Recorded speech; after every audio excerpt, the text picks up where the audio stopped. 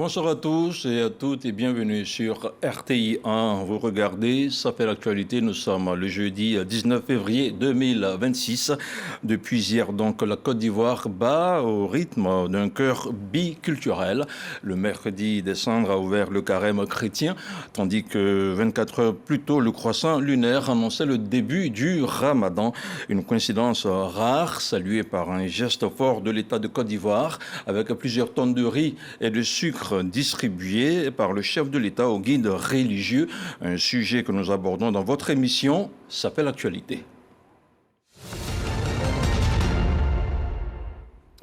Alors, comment ce jeune musulman et ce carême chrétien, jeune en duo, cette solidarité institutionnelle transforme-t-il notre vivre ensemble?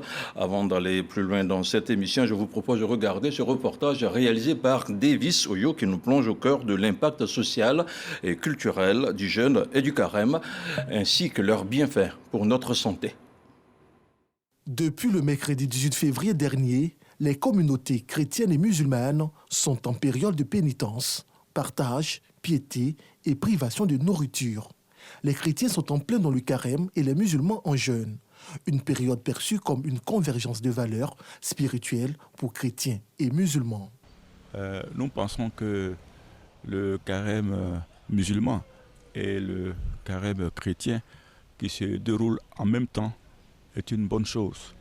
Je dirais même est une bénédiction, dans la mesure où tout ce qui est lié à la spiritualité emmène l'être humain à penser sagesse, à penser soumission et à penser respect de l'autre. C'est un signe divin, hein, parce que le Seigneur Jésus que nous adorons tous prône l'unité.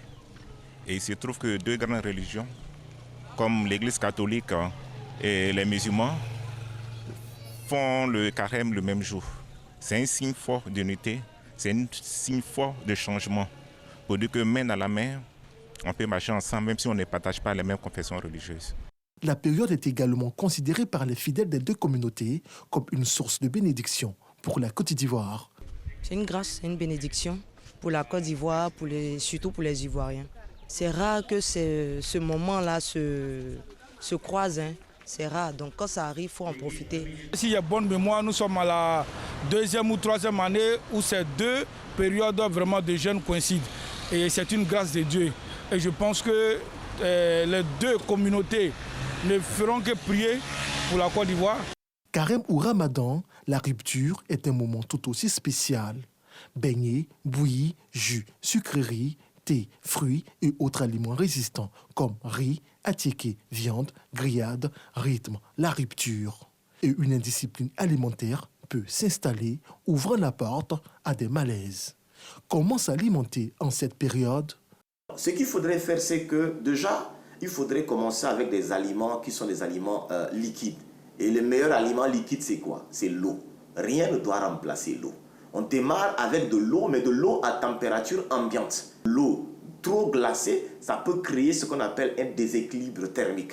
Après, on vient avec ce qui est semi-liquide. Ce qui est semi-liquide, c'est quoi? Ça peut être de la soupe.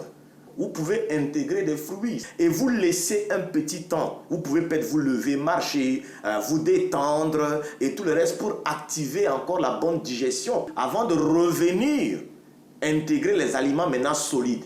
Si la privation de la nourriture est bénéfique pour le corps humain, les fidèles doivent d'abord s'assurer d'être en bonne santé avant cette option. L'objectif du jeûne, c'est encore de créer de l'équilibre au niveau de l'esprit, de l'âme et du corps, mais pas détruire sa santé. Donc, il serait intéressant pour toutes ces personnes qui développent certaines pathologies d'aller voir le médecin qui les suit et puis suivre également les conseils qu'on va leur donner s'il y a des produits qu'ils doivent prendre tout en jeûnant. Oui, dans le cas contraire, qu'on leur demande de s'abstenir, il faudrait qu'ils puissent écouter les conseils du spécialiste. Le carême chrétien, débuté le mercredi 18 février par le mercredi des cendres, s'achève le jeudi 2 avril 2026 pour préparer les cœurs à célébrer la fête de Pâques. Le jeûne musulman, démarré également le même jour, prendra fin entre le jeudi 19 et le vendredi 20 mars prochain. Il débouche sur la fête du Ramadan ou l'Aïd el-Fitr. Un reportage signé Davy Soyo qui nous plonge au cœur du sujet. Et pour en parler, nous recevons le père Hervé Jésus, prêtre chargé de communication de l'Église catholique. Bonsoir mon père. Bonsoir chers frères. Merci d'être avec nous sur ce plateau de RTI. En face de vous, nous avons l'imam Cheikh Ahmad Tidiane Diabaté, guide spirituel de la communauté Al-Bayt, un courant de la Tidjaniya à caractère social et apolitique. Assalamu alaikum, Cheikh. Alaikum salam wa rahmatullah. Merci d'être tous les deux sur ce plateau de RTI. Vous venez de suivre le reportage de Davy Soyo. Alors, réaction dans un premier temps. On commence par vous. Disons que ce reportage nous situe clairement dans l'environnement socio-religieux dans lequel nous sommes. Depuis hier, depuis le mercredi des cendres, l'Église catholique est entrée dans le temps favorable du carême, qui étymologiquement, du latin quadragesima dies, le 40e jour, le carême marque une étape, une période de 40 jours. 40 jours de jeûne, de prière et de partage. 40 jours de conversion. 40 jours pour redécouvrir la priorité de la parole de Dieu et pour imiter le Christ. Et ces 40 jours vont nous porter à la grande fête de Pâques, qui est la plus grande fête des chrétiens, qui nous rappelle la mort et la résurrection de notre Seigneur Jésus-Christ. Alors, le carême et le ramadan ont débuté pratiquement le même jour, hier mercredi. Alors, faut-il voir un simple hasard du calendrier ou un signe du destin, un signe de Dieu qui parle à la Côte d'Ivoire, Cheikh? Merci infiniment, cher frère. En islam, il n'y a pas de hasard. Allah nous parle à travers des signes. Et un mercredi, qui est le jour où Allah a créé la lumière, et aussi, les musulmans et nos frères chrétiens commencent le jeûne le même jour. C'est ça. Et en début d'année, ça montre tout simplement qu'une bénédiction se prépare pour notre chère patrie, la Côte d'Ivoire. Et aussi, le prophète Mohammed lorsqu'il a envoyé ses disciples en Abyssinie pour immigrer vers un roi chrétien, ce dernier a dit ceci. Il a pris sa canne et il a tracé sur la terre en disant « La différence entre vous et nous, c'est-à-dire les chrétiens et les musulmans, ne dépasse pas cette limite. » Alors c'est un signal fort pour montrer à la Côte d'Ivoire et à toute la population que ces deux religions ont les mêmes orientations, même si les convictions divergent souvent. Merci beaucoup. Alors, mon père Jésus, le carême catholique insiste sur le partage, de même que le jeûne musulman. Alors, dites-nous, comment est-ce que cela s'articule-t-il quand votre voisin musulman est lui aussi en privation? Alors, disons que les piliers du carême chrétien sont de 3 ordres. Le jeûne, la prière et le partage. Et le jeûne doit nous porter au partage. Le jeûne doit nous porter à la sensibilisation à la souffrance des autres et doit susciter en nous un élan de solidarité, de bienveillance, bien sûr, de l'autre. Et ce thème de jeûne est en lien avec l'idée du partage. On jeûne, on se prive en vue de partager. On se prive en vue d'être sensible à la misère de l'autre. On se prive en vue d'offrir quelque chose à l'autre. Il faut donc bien comprendre que le jeûne dans l'Église catholique est une privation volontaire de nourriture en vue de partager, en vue d'aller vers l'autre, en vue d'être plus sensible à la souffrance, à la misère de l'autre, de celui qui est abandonné, celui qui est malade, celui qui a besoin de mon aide. C'est ainsi qu'il faut comprendre la question du jeûne et du partage dans l'Église catholique. Alors, Cheikh Tidiane Diabaté, la même question pour vous. Le ramadan, c'est un grand mois de discipline, de grande discipline, on va dire. Quel regard, justement, l'islam porte-t-il sur l'effort du jeûne chrétien, sinon du carême chrétien, au même moment où le musulman lui-même se retrouve en train de jeûner? Alhamdulillah, il faut dire que l'islam, le prophète a passé 13 ans à la Mecque, il n'y avait pas de jeûne. Et c'est quand il est arrivé à Médine, la 2e année, et que Allah subhanahu wa ta'ala a prescrit le jeûne. Et pour dire qu'ils ont passé 13 ans à sécuriser leur foi et à sauvegarder aussi leurs convictions spirituelles. Mais quand ils sont arrivés à Médine, c'était des moments de gloire où il fallait vraiment instaurer l'État islamique. Et en ce moment, Allah a vu que les musulmans avaient besoin d'humilité. Ils avaient besoin maintenant d'une spiritualité pour parfait leur élévation spirituelle. Mais le prophète est allé trouver les Juifs qui gênaient pour célébrer la victoire de Seydina Moussa, autrement dit Moïse, sur Pharaon. Et le prophète lui-même s'est joint aux Juifs pour jeûner ce jour-là. Et c'est l'année qui a suivi qu'Allah subhanahu wa ta'ala a prescrit le jeûne. Et dans le Coran, Allah nous dit, « Oh, vous qui avez cru, le jeûne vous a été prescrit comme il a été prescrit à ceux qui vous ont précédés. Pas pour que vous puissiez atteindre la piété. » Ça veut dire tout simplement que le musulman, quand il rentre déjà dans le jeûne, il s'est dit qu'il y a une communauté qui a précédé l'islam sur le jeûne. Donc il faut aller dans le même sens. C'est le jeûne dans l'état d'esprit de Seydina Youssouf, qui était un roi, et Seydina Daoud, qui était un roi, qui jeûnait un jour et qui déjeunait le lendemain.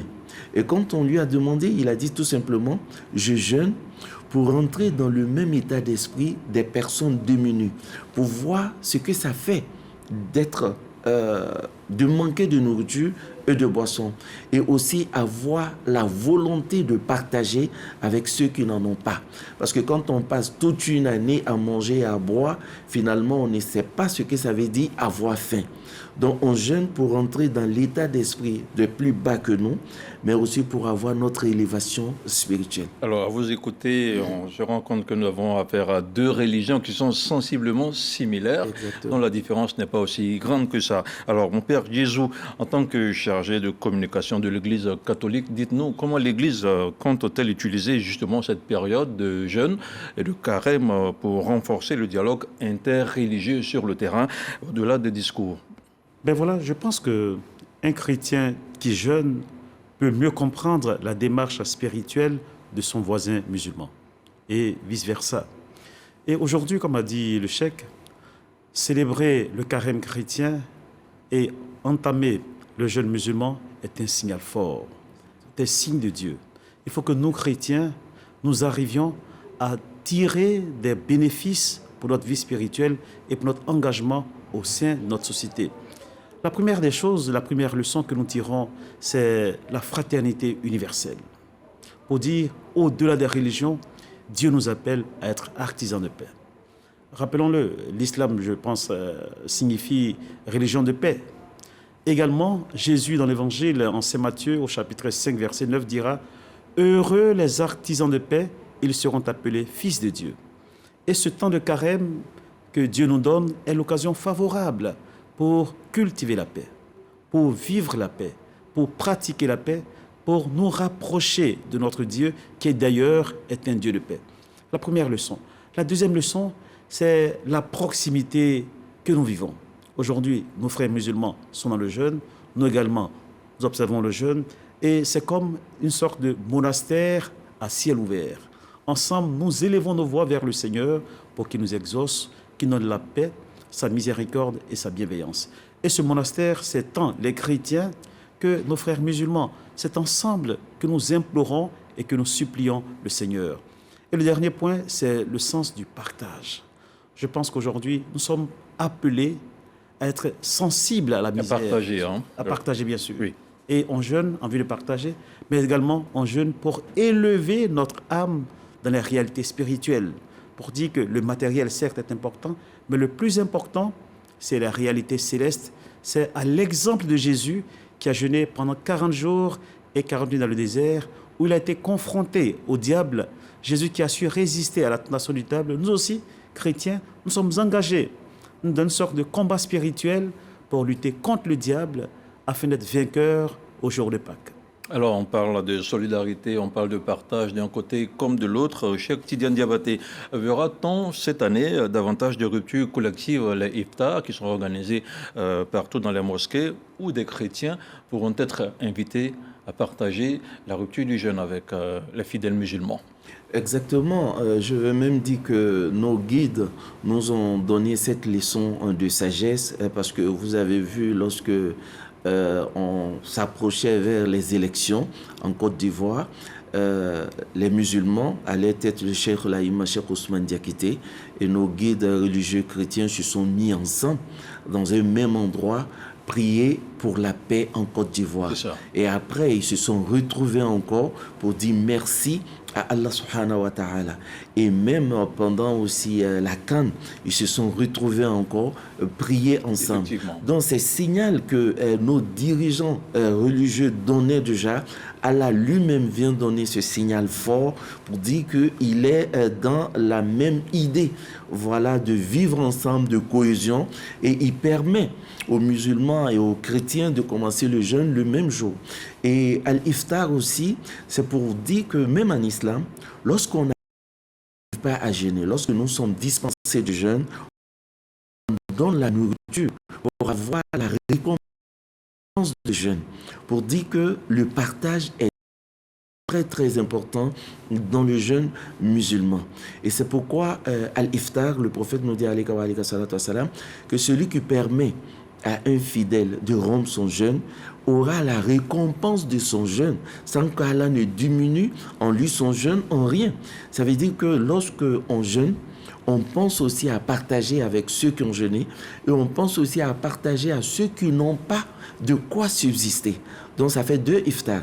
Ça. Rompre le jeûne avec ceux qui ont jeûné et permet à ceux qui n'ont même pas de quoi subsister manger au même moment que ceux qui ont jeûné. Donc ça fait partie de notre tradition, mais c'est une recommandation du prophète Mohammed. Et donc on peut se rassurer qu'il y aura des chrétiens à la table des musulmans. Exactement, et des musulmans à la table des chrétiens. On a cette assurance-là. Merci beaucoup. Alors, Père Jésus, le jeûne rend parfois les fidèles beaucoup plus irritables, fatigués par la faim, par la soif. Quel conseil donnez-vous pour que cette période reste celle de la patience et de la courtoisie surtout? Merci. Je voudrais dire que d'abord, le jeûne est une privation volontaire de nourriture. Le jeûne n'est pas imposé ni aux malades, ni aux femmes enceintes, ni aux enfants, ni aux élèves les élèves à l'école.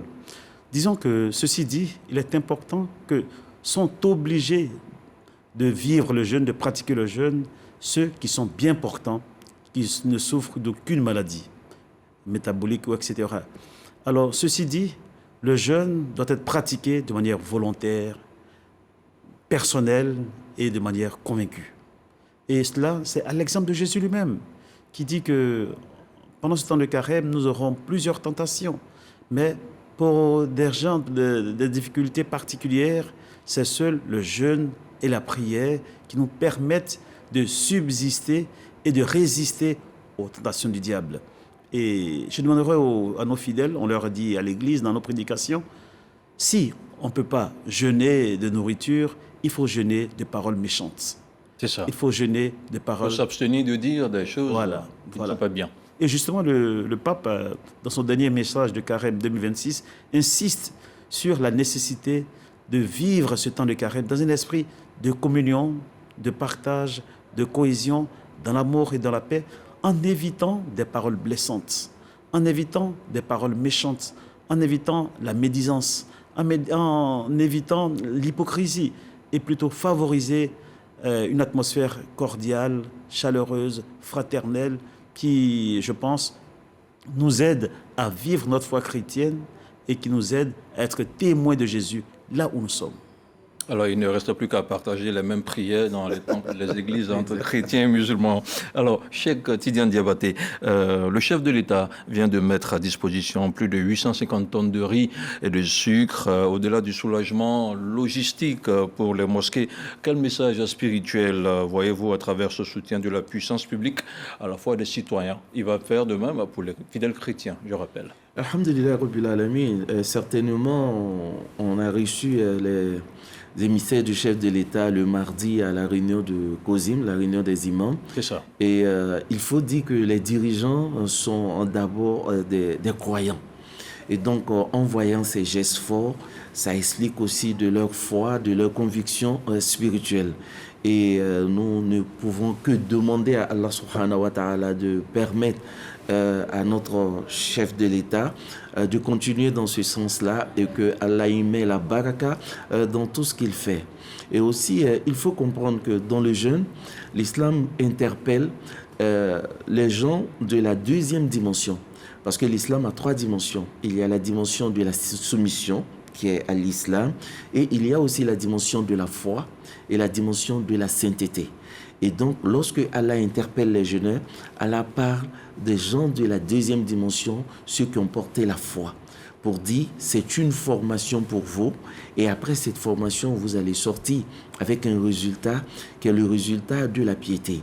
Et c'est pourquoi le jeûne nous demande de nous priver, de rester ferme et fort face à trois choses. Et face à ces trois choses, l'être humain est très faible. C'est la nourriture, la boisson et le désir charnel. Pour dire, quand on arrive à avoir la maîtrise de soi face à ces trois choses, on peut être un exemple même dans la société. Et parce qu'à partir de là, on arrive à précéder la méditation avant de parler, avant d'agir. Et le prophète nous dit, lorsque quelqu'un vous offense en état de jeûne, dites simplement à la personne, moi je jeûne. Donc quand on voit le chef d'État participer avec les musulmans et les chrétiens, leur permettant de mieux passer ce mois de privation, ce mois de spiritualité, ça veut dire tout simplement que ça permet aux autorités de voir, de faciliter aussi leur travail. Parce que quand on parle de la sécurité, c'est un manque de foi. Quand on parle de vivre ensemble, de la solidarité et de tout ce qui peut embellir notre société, lorsqu'on a la foi, on arrive à les exercer facilement. Alors lorsque les musulmans et les chrétiens, toute une population se met ensemble, allant dans la même direction de la spiritualité, les autorités doivent vraiment s'en réjouir et les aider à passer ce moment dans la spiritualité. Dans la spiritualité. Mon père Guizou, ce type d'action est souvent perçu comme un baromètre de la paix sociale, surtout dans notre pays. Alors dites-nous comment est-ce que l'Église catholique, qui est aussi en plein carême, collabore-t-elle ou s'inspire-t-elle de cette dynamique de solidarité dont fait preuve le gouvernement de Côte d'Ivoire à travers le chef de l'État? Nous saluons cette attitude du chef de l'État qui fait preuve de partage, de solidarité. Je pense que tous ces gestes sont en faveur de la cohésion sociale, en faveur de la bonne harmonie et également en faveur de vivre ensemble. Ce sont des choses à encourager et je voudrais ici au nom de l'Église catholique féliciter et remercier le gouvernement avec à sa tête le chef de l'État et nous exhorter nous aussi à être sensibles aux autres. Je pense que c'est un exemple que le chef de l'État nous donne en offrant 7 tonnes de riz à la population musulmane et également à la population chrétienne. Et nous rendons grâce à Dieu pour ce geste. C'est ce que les Saintes Écritures nous recommandent.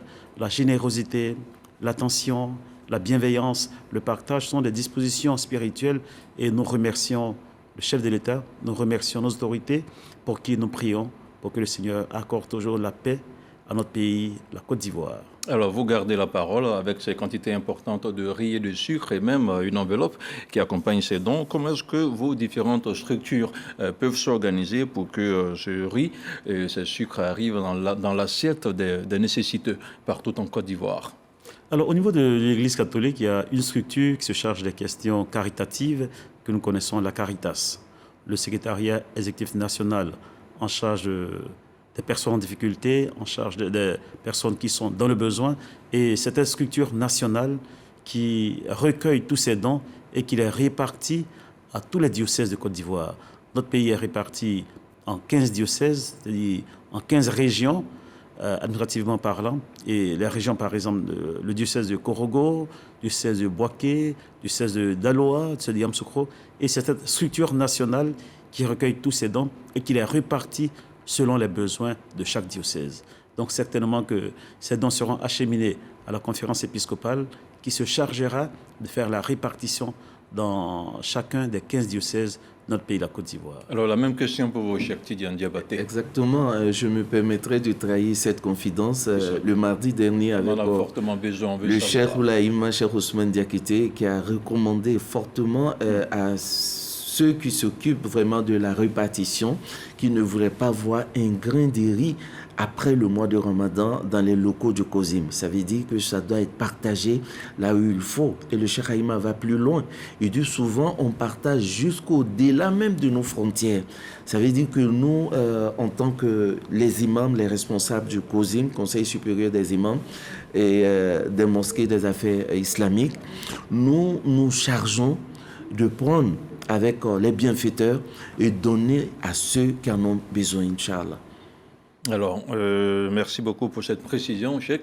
On constate que les deux périodes de pénitence ont commencé au même moment, avec souvent une flambée des prix dans les denrées alimentaires. Et pour cette période, quel appel lancez-vous aux commerçants pour justement qui profitent justement de cette ferveur religieuse, Cheikh? Nous demandons tout simplement aux commerçants que, avant d'être commerçants, c'est des porteurs de foi. C'est ça. Ils n'ont qu'à penser d'abord à la récompense. Rendre service dans le mois de Ramadan, la baraka qu'on peut recevoir dans nos affaires après. Ça ne doit pas être un moment propice pour eux de s'enrichir, mais dans l'illicite. Donc c'est un moment de partage, mais c'est un moment aussi où on pense aux autres, parce que ce mois de pénitence, malheureusement, devient souvent un moment d'angoisse, de stress pour pas mal de chefs de famille, parce que c'est des prix qui montent vraiment de façon exagérée et tout devient cher. Donc on jeûne, mais on n'a pas de quoi rompre le jeûne, et aussi les dépenses aussi qui se multiplient avec aussi la fête qui approche. Donc si tout le monde rentre dans la spiritualité, si tout le monde rentre dans l'esprit de partage, je pense que ça va atténuer les choses. Et pourquoi pas, peut-être même ceux qui sont des chefs ou des patrons ou des propriétaires des maisons peuvent même laisser un mois de loyer pour permettre à leur population de mieux passer le mois de jeûne. D'accord, ça c'est une question qui sera posée ultérieurement sur la table. Merci beaucoup à vous, cher Quotidien Diabaté. Je rappelle que vous êtes guide spirituel de la communauté Ahlul Bayt. Merci beaucoup également au Père Jésus, chargé de communication de l'Église catholique en Côte d'Ivoire. Merci beaucoup à tous les deux. Merci, chers téléspectateurs, vous venez de suivre cette rencontre, cette émission qui porte sur le jeûne du Ramadan et le carême chrétien. Deux moments de pénitence qui ont démarré le même jour. Nous retiendrons de cet échange qu'en cette année 2026, le jeûne en Côte d'Ivoire n'est pas qu'une affaire de privation, mais un véritable moteur de solidarité entre les prières partagées, le soutien concret de l'État de Côte d'Ivoire avec ses vivres et ses non-vivres. Notre pays démontre que la foi peut être le plus puissant des ciments pour la cohésion sociale. Merci d'avoir suivi ce temps d'antenne. Restez sur RTI 1 et je vous dis à très vite.